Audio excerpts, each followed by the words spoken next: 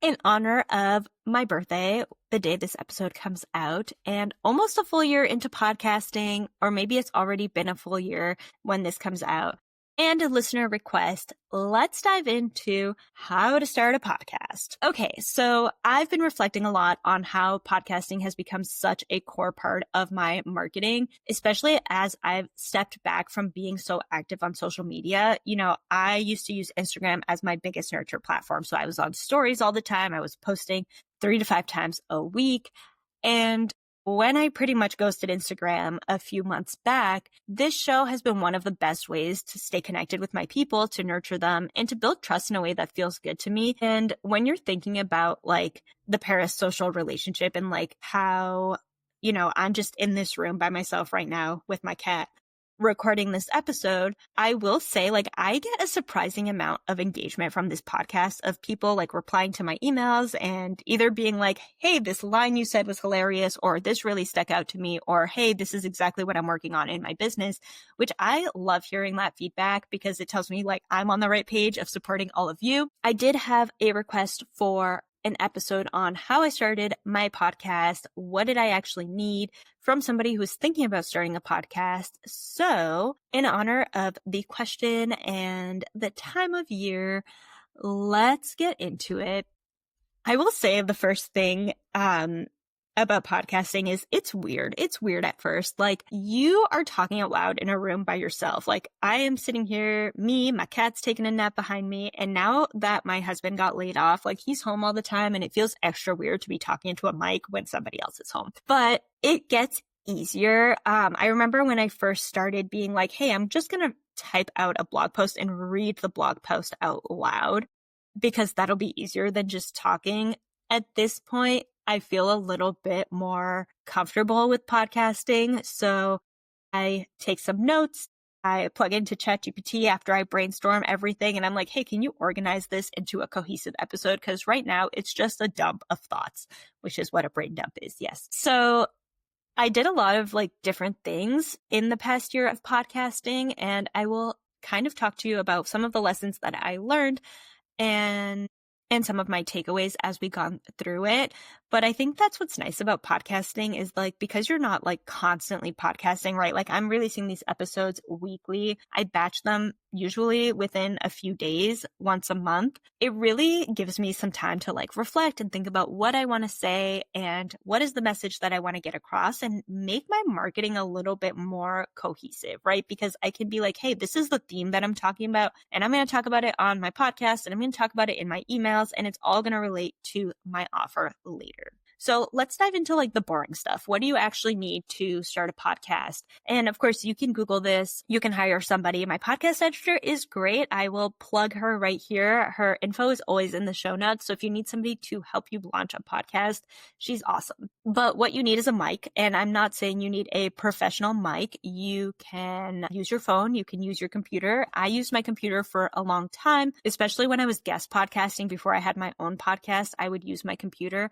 Now I have a mic, but it wasn't like hey, I need this right away to do any sort of podcasting. Like most people can't notice the difference between a mic sound and a computer sound. Then you need a way to record. So either Zoom or, whatever recording software you use. For us, we use Riverside. And the reason why I use Riverside is because I can record both sets of podcasts on here. So we got Cozypreneur on here and then the podcast I co-host with my sister, Unapologetically First Gen.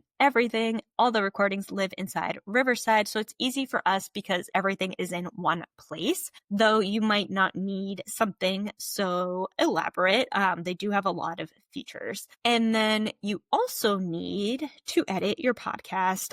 You don't need to go crazy on your editing, but that is one thing that I outsourced right from the beginning because I am not really great at like tedious, detailed tasks. Even though copywriting can sometimes be a tedious, detailed task, something about podcast editing seems like I would really, really hate it. And so in order to make this a pleasant experience for all of us, I outsourced my podcast editing pretty early on, which felt like the right move for me, but might not be the right move for you, right? So yeah, we've got a mic. a way to record, a way to edit your podcast, even if it's just like light edits, just adding in music, whatever. And then a hosting platform. So a hosting platform is going to be what pushes your podcast out to all of the different like big companies like Spotify and Apple and iHeart Podcasts, whatever, wherever people listen to podcasts, that's what will push it out to all of those different platforms. So you don't need like a ton of stuff, but you are going to need some basic software. And so that's just something to think about because podcasting isn't free. The hosting platform costs money, right? Like Riverside costs money. Editing costs money. Unless you're doing it yourself, then it's going to cost you some time, right? And for me, I love podcasting. I think it's been a really, really great way to connect with my people. I've had clients tell me that they listen to the podcast before signing on with me. So it's like this really great thing that shortens the sales cycle, builds trust. And I have a lot of fun with it because I can really like think about, hey, like these are the things that I want to talk about, or these are the things that I'm seeing with my clients that I want to bring because, you know, my teacher brain knows if one person is struggling, there's more people that are struggling with the same thing. So I think one thing to think about too, as you start your podcast is what is it actually going to look like? And so for Cozypreneur, I originally started solo episodes and then I posted on Threads one time and was like, hey, I'm looking for guests for Cozypreneur, sustainable marketing strategies. And I got like, I want to say it was like 30 people. It was like 20 or 30 people within like a day, which I did have to like turn some people away because it was too many people, but I ended up doing a lot of those interviews, which on one hand was really nice because I learned a lot. I got to know a lot of people. It was really great networking. I feel like, you know, once you have like that face-to-face conversation with people, it's easier to reconnect with them later. I feel like you establish that connection. You're like, hey, I actually know you. You're a real person. But between like managing the schedules and the recordings and like organizing it enough that it's like, hey, I have all the information that I need before the podcast. And then I'm emailing you after to let you know when the podcast is actually happening. It was just like logistically more than I wanted to deal with. So for this specific podcast, I kept it simple, just me, just talking into this mic in a room with my cat. But for the podcast I have with my sister, Unapologetically First Gen, that is all about storytelling. It is all about our guests. And yes, we have our own co-hosted episodes where it's just the two of us, but our best episodes are the ones where people come on. So it's interesting, like, you know, that's not a business podcast. That's a podcast about being immigrants and about how to be unapologetically you in this country. And so guest episodes do really well on that podcast. But on Cozypreneur, I found that, hey, one, I don't really like doing them because it's logistically kind of a nightmare. It's not a nightmare. I have low tolerance. Two, those episodes weren't performing well. So I made the executive decision to cut guests from Cozypreneur, even though I had some great guests earlier on. So all of this being said, if you're starting a podcast, just remember there's no right way to do it. If you want guests, have guests. If you don't want guests, don't have guests. And you don't have to have like a super long podcast. I think that was one of the things that I really struggled with at the beginning. I was like, I don't know what I'm going to say for that long by myself, but you don't need to make it an hour long. Like it's once you get in the groove, like it's easy to talk between 10 and 20 minutes. So I think just like give yourself grace and also play around with the format. Like you don't have to do what somebody else did. You can be creative, have fun, do something different. You know, maybe you're a yoga teacher who does a meditation in your podcast. I would listen to that. So yeah, so thinking about that, like, yes, you need some software, you need a budget depending on how much of it you want to outsource. And just remember, like, it's a journey. I think the other thing too that I have to mention is the marketing. Depending on your podcast, I feel like podcasts get this like reputation that they are lead gen, which they can be lead generators if you lean into search engine optimization and you're researching your keywords and you're making strategic episode titles. But it's not the only way to get listeners. And so you really do want to make sure that you are promoting your podcast, whether it's on social media.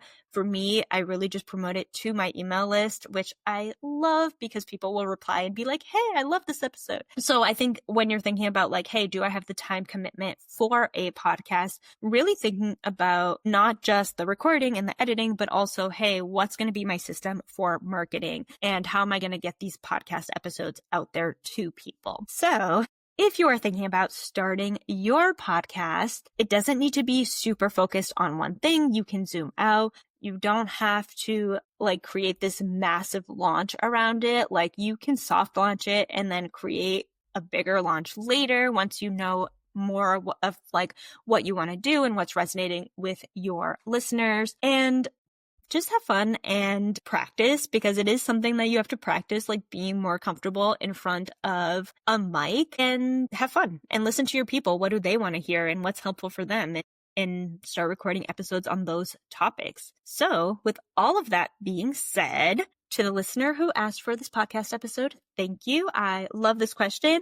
Happy to talk about it. If you have more listener requests, let me know. Shoot me an email or DM me on Instagram. I'm still checking my DMs, even though I'm not posting. So if you've been sitting on a podcast idea, this is your permission slip to go for it, and some of the things that you might want to think about as you are starting your podcast.